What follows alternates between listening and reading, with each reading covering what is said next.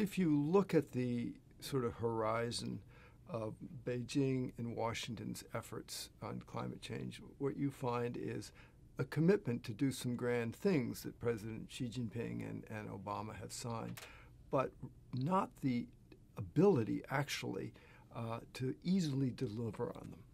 And so that means some other elements in this sort of bilateral puzzle have to come into play. And this is where the state of California, which is very forward, very advanced in cleaning up its own air pollution and curbing carbon emissions, comes into the picture. Because it is a good model. It does have good practices. It has accomplished a lot, exactly at the level where China needs to follow suit. And so there's a very natural kind of subnational partnership, which is relatively easily affected.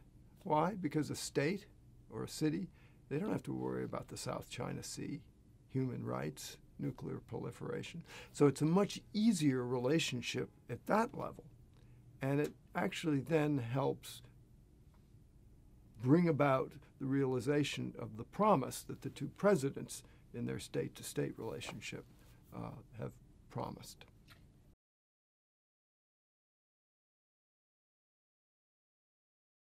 China has to solve its climate change problem, not just at the level of the national government, but in each province, in each city, in each region. So in this sense, California is a regional model, but sort of acting like a country, is a very natural partner for provinces and cities in China. And indeed, California and China, it's the only occasion that I'm aware of where the country, China, has signed an MOU with a subnational entity like a state, namely the state of California, to collaborate. And it's been very, very effective and successful. You know, China has set up 7 experimental carbon exchanges.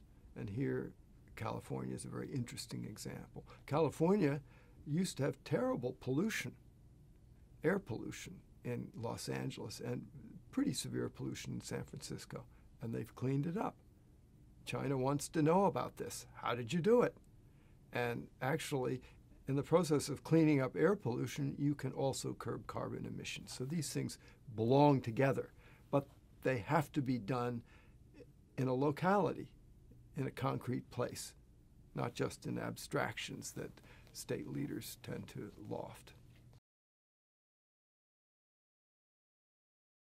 Well, I think once a province or a city receives the general policy from the central government, clean up your air, or, control carbon emissions to such and such a degree by such and such a date, then they have a mandate to be quite aggressive.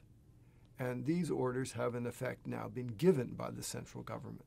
And so each region, of course, has different problems, or each province, but more and more it seems to be that criteria for advancement in China as an official are depending more and more on meeting these kinds of green criteria. And I think this tendency will grow. So China's in search of models. They're in search of partnerships, in search of help. And the U.S.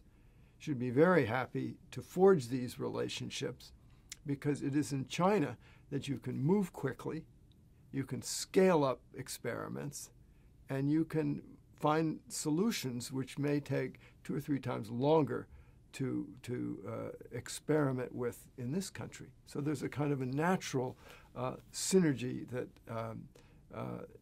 presents itself here.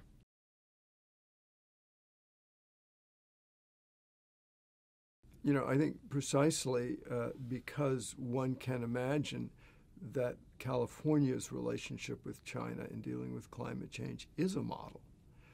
It is thus replicatable and worthy of study by other states and other provinces who may have a capacity in slightly different ways to forge similar collaborations. And I do think in the end, if the U.S. and China do come together in a meaningful way to deal with climate change, it is not going to exclusively be between Washington and Beijing.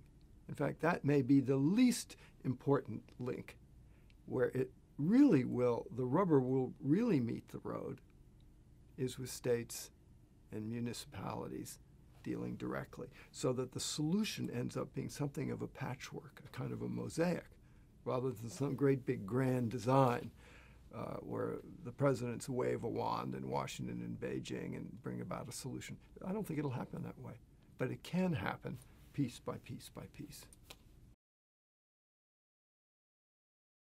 We forget that at one point LA seemed like a terminal case in terms of air pollution.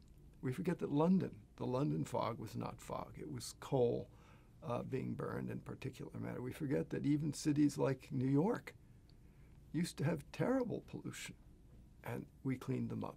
There is a model. We do know how to do that.